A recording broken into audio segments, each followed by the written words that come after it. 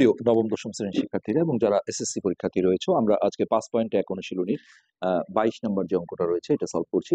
তো ইতিপূর্বে অন্যান্য পার্টগুলো দেখতে গেলে তোমরা ভিডিও নিচে প্লে লিস্টের লিঙ্ক পেয়ে যাবে, সেখান থেকে দেখে নেবে। এখানে যে অঙ্কটা আছে, মোট 120টা 25 পয়সার মুদ্রা এবং 50 পয়সার মুদ্রায় মোট হচ্ছে 35 টাকা হলো। অর্থাৎ দুই প্রকার কয়েন আছে, একটা হচ্ছে 25 পয়সার কয়েন আর একটা হচ্ছে 50 পয়সার কয়েন।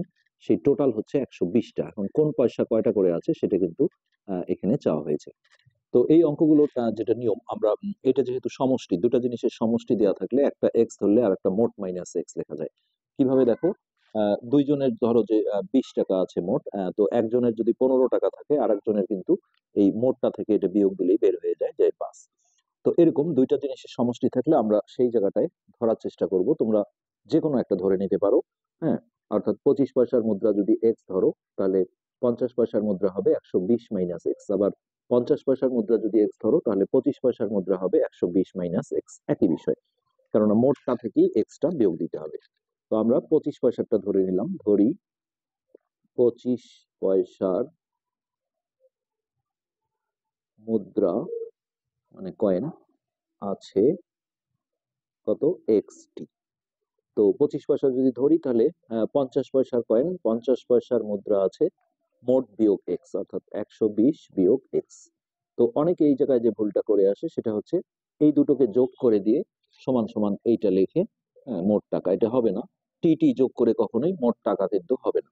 অর্থাৎ আমাদের যেটা জানতে হবে যে এই 25 পয়সার মুদ্রা যে আমাদের এক্সট্রা আছে, এই এক্সটি 25 পয়সার মুদ্রা আসলে কয় টাকা হয়। তো এটার জন্য আমাদের প্রথমে দেখো এইভাবে লিখতে হবে যে একটি 25 পয়সার মুদ্রা সমান কত টাকা হবে, 0.25। কেননা দেখো 25 পয়সাকে টাকা করলে 100 দিয়ে ভাগ দিতে হয়, কেননা 100 পয়সা 1 টাকা হয়। তো এটা যদি আমরা ভাগ করি, 25 ভাগে 100 করলে এই ফিগারটা আসবে 0.25 টাকা।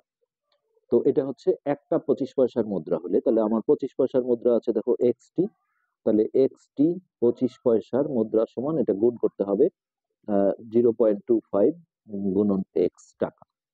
তাহলে যেমন 2 গুণন এক্স 2x হয়, ঠিক একই রকম এই দুটো গুণ করলে হবে 0.25x টাকা। আচ্ছা, এবার আমরা 50 পয়সার কয়েনে যাব।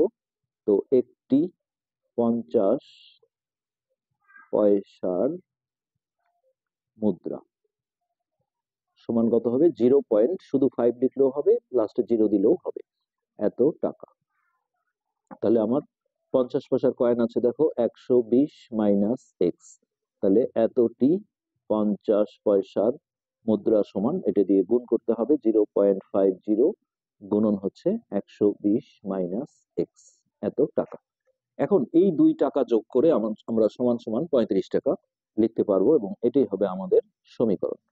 তো এখানে আমরা লিখবো প্রশ্ন মতে 0.25x যোগ হচ্ছে এইটা 0.50 ইন্টু 120 মাইনাস এক্স সমান হচ্ছে 35। তো সমীকরণে একক লেখা যায় না, যার কারণে এখানে আমরা টাকা কথাটা কিন্তু লিখবো না। এবার আমরা দেখো ক্যালকুলেশন করব। হ্যাঁ, এটা আমরা ঠিক রাখলাম 0.25x, আর এইটা দিয়ে যদি আমরা একে গুণ করে নিই, তাহলে দেখো 120 হচ্ছে 0.50।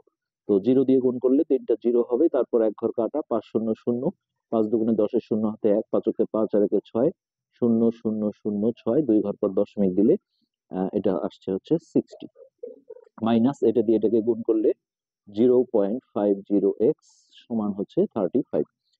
এবার দেখো আমরা এই যে এই দুটো বিয়োগ করে নেব, কেননা ভিন্ন ভিন্ন চিহ্ন থাকলে আমরা জানি বিয়োগ হয়, বড় সংখ্যার আগে চিহ্ন আসে। তো সেই বিয়োগটা কিন্তু উপরে এইটা লিখতে হবে আর নিচে হচ্ছে এটা। তো এইটা দেখো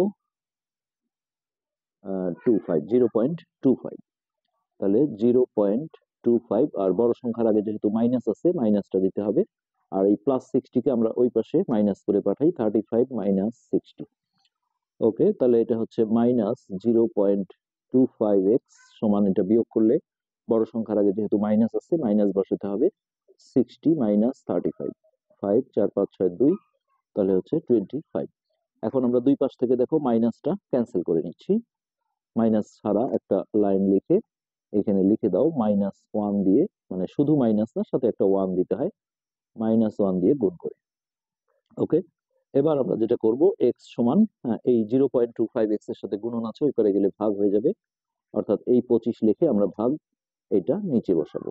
তো তোমরা ক্যালকুলেটরই করে নেবে। এটা যদি আমরা দশমিকটা তুলে নিই তাহলে উপরে একটা 100 আসে, 25 25 কাটা, তাহলে এক্স এর মান চলে আসলো 100।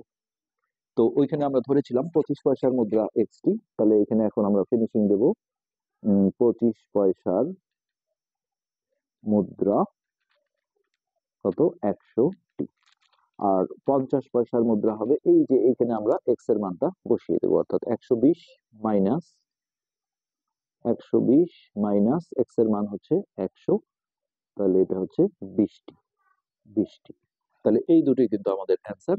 হ্যাঁ, তো আমরা ফাইনালি এখন বলে দিতে পারবো যে আমাদের কোন পয়সার মুদ্রা কতটি। 25 পয়সার মুদ্রা আসছে 100টি, আর 50 পয়সার মুদ্রা আসছে 20টি। তো এবার আমরা পরবর্তী 23 নম্বরে। তো এবার আমরা 23 নম্বরটা দেখবো। এখানে দেখো একটা গাড়ি ঘন্টায় 60 কিলোমিটার বেগে কিছু পথ এবং 40 কিলোমিটার বেগে বাকি পথ অতিক্রম করলো। গাড়িটা মোট 5 ঘন্টায় 240 কিলোমিটার পথ অতিক্রম করলো। তাহলে এই ঘন্টায় 60 কিলোমিটার বেগে কত দূর গিয়েছিল এটা চাওয়া হয়েছে। তো মোট দূরত্ব হচ্ছে এটা। আমরা যদি ধরি যে 60 কিলোমিটার বেগে সে হচ্ছে এক্স কিলোমিটার গেল, তাহলে 40 কিলোমিটার বেগে হবে এই মোট মাইনাস এক্স, অর্থাৎ 240 মাইনাস এক্স কিমি। অথবা আমি যদি 40 কিলোমিটার বেগে গেল এক্স কিলোমিটার, এটাও যদি ধরি, তাহলে অপরটা অর্থাৎ 60 কিলোমিটার বেগে হবে এই মোট মাইনাস এক্স, অর্থাৎ 240 মাইনাস এক্স কিমি। তো সাধারণত যেটা চাই সেটাকে ধরলে আমাদের সুবিধা হয়। যেহেতু 60 কিলোমিটারটাই চাওয়া হয়েছে, আমরা সেটাকেই ধরে নিই। ধরি গাড়িটি গাড়িটি 60 কিলোমিটার যায়। গাড়িটি এখানে ঘন্টায় কথাটা দিতে হবে, ঘন্টায় 60 কিলোমিটার যায় হলো এক্স কিমি। তো তাই যদি হয় তাহলে অতএব গাড়িটি ঘন্টায়, তাহলে বাকি যে 40 কিলোমিটার স্পিড আছে, হ্যাঁ, এই 40 কিলোমিটার যাবে হচ্ছে মোট মাইনাস এক্স, অর্থাৎ 240 মাইনাস, যেহেতু মোট দূরত্ব ছিল 240 কিলোমিটার। ওকে, এখন দেখো আমরা এই যে মোট গাড়িটা যে 5 ঘন্টা চলেছে, সেই 5 ঘন্টাটাকে সমীকরণ হিসেবে কাজে লাগাবো, অর্থাৎ আমরা সময়টা বের করে নেব। তো আমরা এইভাবে যদি সাজাই যে এক্স কিলোমিটার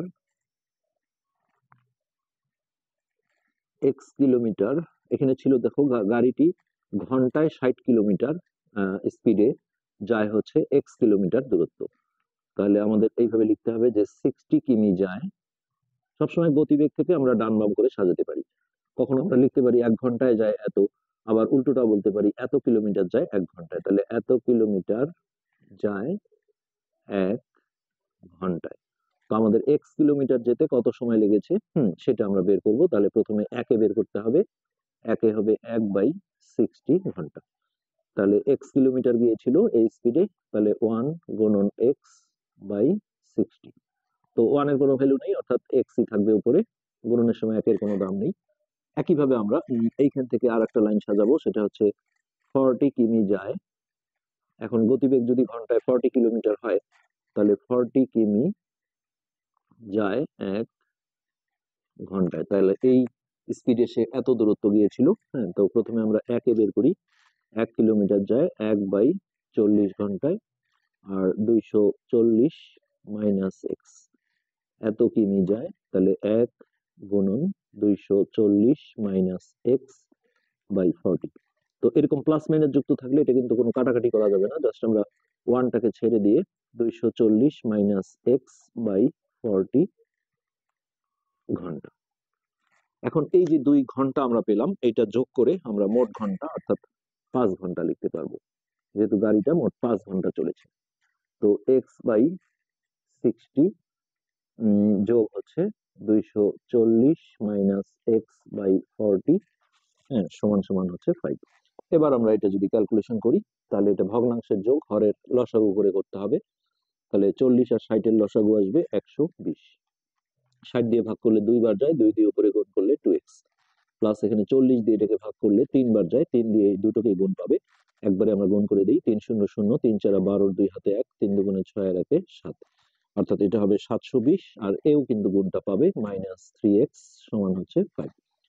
ওকে, এই নিচে যেটা হরে আছে 120, এটা নিচে থাকা মানে ভাগ, ওই পারে গেলে গুণ হয়ে যাবে। আর এটা আমরা বিয়োগ করলে দেখো মাইনাস এক্স পাবো, মাইনাস এক্স প্লাস হচ্ছে 720 সমান, এটা আমরা একবারে গুণ করে দিই। 5 শূন্য শূন্য, 5 দুগুণে 10-এর শূন্য হাতে 1, 5 ওকে 5 আর একে 6। এবার 720 এই পাশে প্লাস আছে, ওই পারে গিয়ে মাইনাস হয়ে যাবে, তাহলে 600 মাইনাস 720। তাহলে দেখো মাইনাস এক্স সমান, এটা বিয়োগ করতে হবে 720 থেকে 600, তাহলে 0 2 120, আর বড় সংখ্যার আগে যেহেতু মাইনাস আছে সো এটা মাইনাস 120। এরপরে আমরা দুই পাশ থেকে দেখো মাইনাসটা যদি ক্যান্সেল করে নিই, তাহলে এক্স সমান হচ্ছে আমাদের 120।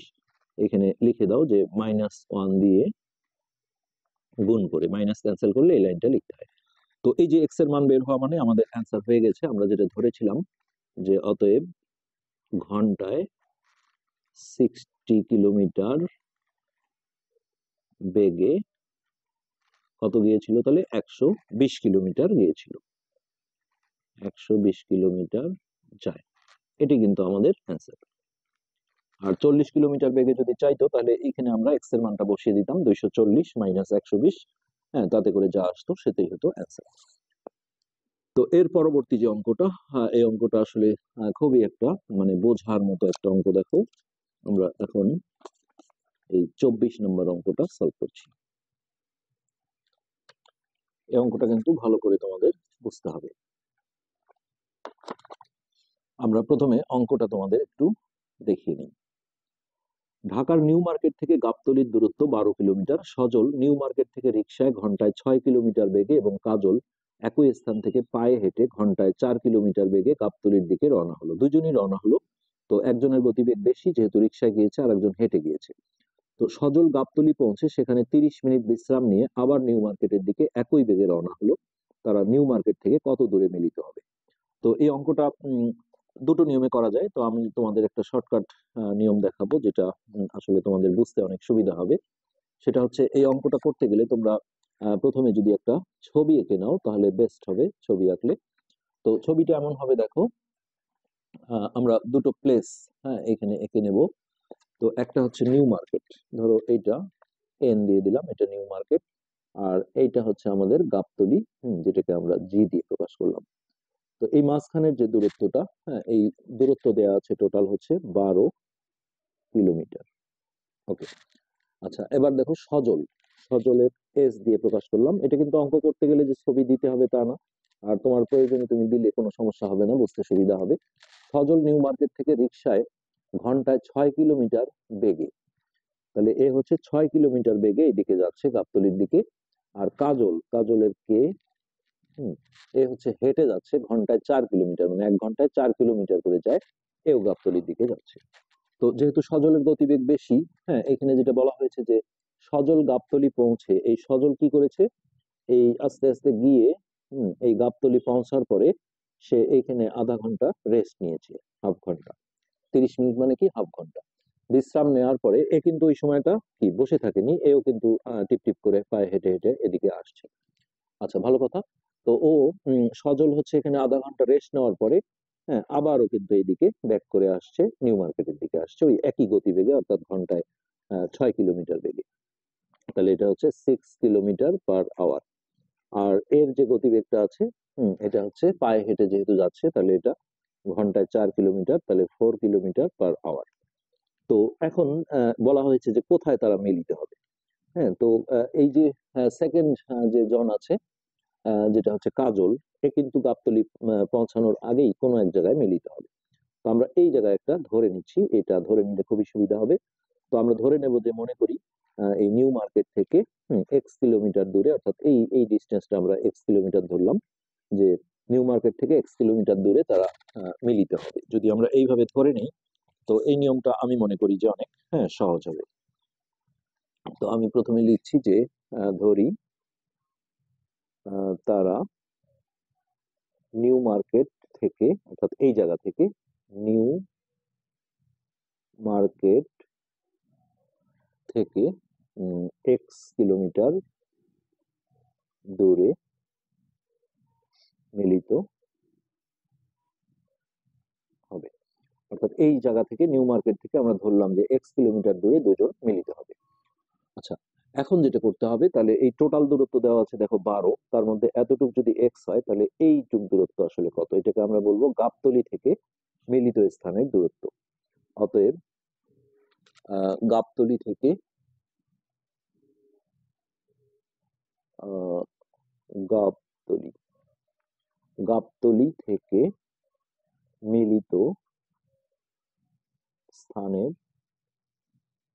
দূরত্ব, তাহলে ওই যে মোট দূরত্ব ছিল দেখো 12, হ্যাঁ, তাই মোট থেকে আমরা প্রতিটা অঙ্কে দেখো একই থিম, মোট দেয়া থাকলে একটা এক্স ধরলে আর একটা মোট মাইনাস এক্স বের হয়ে যায়। তাহলে এই যে এই দূরত্বটা হচ্ছে আমাদের 12 মাইনাস এক্স কিমি। ওকে, এখন আমাদের যেটা ভাবতে হবে সেটা হচ্ছে এরকম, যে কে কতটুক দূরত্ব অতিক্রম করলো। হ্যাঁ, তো এখন দেখো সজল, এই সজল কতটুক দূরত্ব অতিক্রম করলো, এটা কিন্তু তার স্পিড ছিল। তো এইখান থেকে সে এই স্পিডে যখন গাবতলী গেল তাহলে মোট 12 কিলোমিটার গেল, তারপর আধা ঘন্টা রেস্ট নেওয়ার পরে আবার কিন্তু এই জায়গায় আসছে, আসার পরে এর সাথে মিলিত হয়েছে। তাহলে আমরা এখানে লিখি যে সজলের সজলের অতিক্রান্ত অতিক্রান্ত দূরত্ব। তাহলে প্রথমে নিউ মার্কেট থেকে গাবতলী গেল, সেটা হচ্ছে 12 কিমি, প্লাস আবার যে এতটুকু অংশ আসলো, রেস্ট নিল, সেটা পরে আমরা দেখবো, আমরা দূরত্ব বের করছি। তাহলে আরো গেল হচ্ছে 12 - x কিমি। তো এই জায়গাটা এখন খেয়াল করে দেখো যে সজল এইখান থেকে প্রথমে গাবতলী পৌঁছেছে, তাহলে 12 কিলোমিটার, আবার যেহেতু এতটুকু ব্যাক করে এসছে, তাহলে এটা হচ্ছে 12 - x, এই দুটো আমরা যোগ করে দিলাম, তাহলে 12 - 12 = 24, তাহলে 24 - x কিলোমিটার, এটা হলো সজলের অতিক্রান্ত দূরত্ব। এবার আমরা কাজলের অতিক্রান্ত দূরত্ব বের করব। তো কাজলের অতিক্রান্ত দূরত্ব, কাজল কিন্তু এখান থেকে শুধুমাত্র এইটুকুই গেছে, তারপরেই দেখা হয়েছে, তার মানে এক্স কিলোমিটার, তাহলে এটা হচ্ছে এক্স কিলোমিটার। ওকে, এখন এই মাঝখানের সময়টা কিন্তু সমান, এই জিনিসটা এই অঙ্কে বুঝতে হবে, যে এর গতিবেগ, সজলের গতিবেগ বেশি হওয়ার কারণে এখান থেকে এখানে চলে গেল, আবার আধা ঘন্টা বিশ্রাম নিল, হ্যাঁ, তারপরে আবার এখানে আসলো, ততক্ষণে ওই সময়টাতে কিন্তু কাজল টিপ টিপ করে চলেছে, কোনো ধরনের বিশ্রাম নেয়নি, নিলে তো বলতো। তো এই মাঝে যে সময়টা পার হয়েছে সেই সময়টা কিন্তু সমান। তো সেক্ষেত্রে আমরা দেখো সজলের এইটুক যেতে কত সময় লেগেছে এটা বের করব, আর কাজলের এইটুক যেতে কত সময় লেগেছে বের করে দুই সময়কে আমরা সমান দিলেই কিন্তু আমাদের সমীকরণটা হয়ে যাবে, এবং সমীকরণ হলেই আমরা সমাধান করতে পারলেই অ্যান্সার হয়ে যাবে। তো সজলের যে গতিবেগ ছিল আমরা উপরে লিখে দিই যে সজলের ক্ষেত্রে, তো সজলের গতিবেগ ছিল ঘন্টায় 6 কিলোমিটার। তাহলে আমরা সময় বের করব, এখন আমরা কি করব, সজল 6 কিমি যায়, 6 কিমি যায় 1 ঘন্টায়। তাহলে দেখো 1 কিমি যায় 1/6 ঘন্টায়, আর এই যে সজলের অতিক্রান্ত দূরত্ব ছিল 24 - x, তো এই দূরত্ব যেতে তার কত সময় লেগেছে আমরা সেটাই বের করব। তাহলে এত কিমি যায়, তাহলে 1 গুণন 24 - x/হলো 6। তো ওয়ানটা আমরা ছেড়ে দিই, গুণনের সময় ওয়ানের কোনো ভ্যালু নেই, অর্থাৎ 24 - x/6, এটা কিন্তু কাটাকাটি করতে পারবে না যেহেতু এটা উপরে প্লাস মাইনাস যুক্ত রাশি আছে। তো এত ঘন্টা। আচ্ছা, এবার আমরা দেখো কাজলেরটা বের করব। তাহলে কাজলের ক্ষেত্রে, তাহলে কাজলের স্পিড ছিল কত, 4 কিলোমিটার। তাহলে কাজল 4 কিমি যায়, 4 কিমি যায় 1 ঘন্টায়। তাহলে 1 কিমি যায় 1/4 ঘন্টায়, আর কাজলের অতিক্রান্ত দূরত্ব ছিল কত, x কিলোমিটার, তার মানে এই x কিলোমিটার যেতে কত সময় লেগেছে আমরা সেটা বের করবো। তাহলে 1 গুণন x/4, তার মানে x/4 ঘন্টা। এখন যেহেতু সজল এখানে আবার 30 মিনিট অর্থাৎ আধা ঘন্টা বিশ্রাম নিয়েছে, সেই টাইমটাও কিন্তু এর সাথে যোগ করতে হবে। তো এখন দেখো আমরা সমীকরণটা কিভাবে করব। আমরা যেটা করব যে হচ্ছে যে সজলের যে সময়টা আমরা বের করেছি এটা, তাহলে প্রশ্ন মতে হ্যাঁ, সজলের সময় অর্থাৎ 24 - x/6 যোগ আরো হাফ ঘন্টা সমান সমান হচ্ছে কাজলের যে সময় লেগেছে, এই দুইজনের সময়টা কিন্তু সমান। এটা একটু খেয়াল করে দেখো যে একজন এইখান থেকে রওনা দিল, ধরো যে এই রওনা দিল, এর স্পিড বেশি, তাহলে কি বেশি দূর যাবে, ধরো 1 ঘন্টা এত দূর গেল, আবার এর স্পিড কম, সে 1 ঘন্টা এতটুকু গেল, তো মাঝখানে কিন্তু দুজনেরই কি 1 ঘন্টাই পার হলো। তো যার স্পিড বেশি সে একটু দূরত্ব বেশি যাবে এই যা। আর এই যেহেতু আধা ঘন্টা বিশ্রাম নিয়েছে, হ্যাঁ, সেটাও তাহলে যোগ করে দিতে হবে। এবার দেখো আমরা সমাধান করব। এক্স যুক্ত রাশিগুলো যদি এক পাশে করি তাহলে সুবিধা হবে, এটাকে আমরা এই পাশে মাইনাস করে নিয়ে আসলাম, আর প্লাস হাফটাকে আমরা এই পাশে মাইনাস করে আনলাম। তুমি চাইলে এটাও কিন্তু একসাথে, হ্যাঁ, লসাগু করেও করতে পারো। হ্যাঁ, অ্যান্সার আসবে, কোনো সমস্যা হবে না। এবার আমরা হরগুলোর লসাগু করব। 4 আর 6, 4 আর 6 এর লসাগু 3 × 12, 12, তাহলে 6 দিয়ে 2 বার যায়, 2 দিয়ে উপরে গুণ করলে 24 × 2 = 48, -2x, -4 দিয়ে ভাগ দিলে 3 বার যায়, 3 দিয়ে গুণ করলে 3x সমান হচ্ছে -1/2। ওকে, এবার 48, আর এটা একই চিহ্ন থাকলে ওই চিহ্নটাই দিতে হবে আর যোগ করতে হবে, অর্থাৎ -5x/12 সমান হচ্ছে -1/2। তো এখন আমরা যে আর গুণন অর্থাৎ বজ্র গুণন করবো, হ্যাঁ, মাইনাসটা আমরা এখন কোথায় ধরবো? তো তুমি চাইলে হয় লবে ধরতে পারো, না হলে হরে, কিন্তু দুটোর সাথে ধরা যাবে না। তো আমরা লবেই ধরছি। এখন নিচে আমরা মাইনাস ছেড়ে দিয়ে 2 দিয়ে এটাকে গুণ করব। 48 দুগুণে 96, -5 দুগুণে 10x সমান, এইটা যদি আমরা গুণ করি -12। ওকে, তাহলে যেটা হচ্ছে এখানে -10x ইকুয়াল -12, আর এটা প্লাস ছিল, এই পারে এসে মাইনাস হয়ে গেল। এখন আমরা দেবো -10x, আর এটা একই চিহ্ন থাকলে ওই চিহ্নটাই হবে আর যোগ হবে, 6 আর 2 8, 9 আর 10, 108। এখন দেখো দুই পাশ থেকে আমরা মাইনাসটা ক্যান্সেল করে নেব, তাহলে 10x সমান হচ্ছে 108। এখানে লিখে দাও -1 দিয়ে, যখনই মাইনাস ক্যান্সেল করা হয় এই কথাটা হয়, -1 দিয়ে গুণ। এবার আমরা x এর মান পেয়ে যাব। x সমান হচ্ছে আমাদের 108/10। তো এটা আমরা সরাসরি হচ্ছে যে বইয়ের উত্তরে করেছে বোধহয় এরকম, 10 সমস্ত 4/5। তো এটা আর এটা কিন্তু আমরা যদি এটা দশমিকে নিয়ে আসি, দেখো x সমান হচ্ছে 10.8। তাহলে আমরা কি ধরেছিলাম যে নিউ মার্কেট থেকে, অতএব নিউ মার্কেট থেকে এই 10.8 কিলোমিটার দূরে মিলিত হবে, মিলিত হবে, এটাই অ্যান্সার। তবে বইয়ের উত্তরে যেটা করেছে আমরা তোমাদের সেটাও মিলিয়ে দিচ্ছি যে আসলে এই দুটো সেম কিনা সেটা বোঝার জন্য।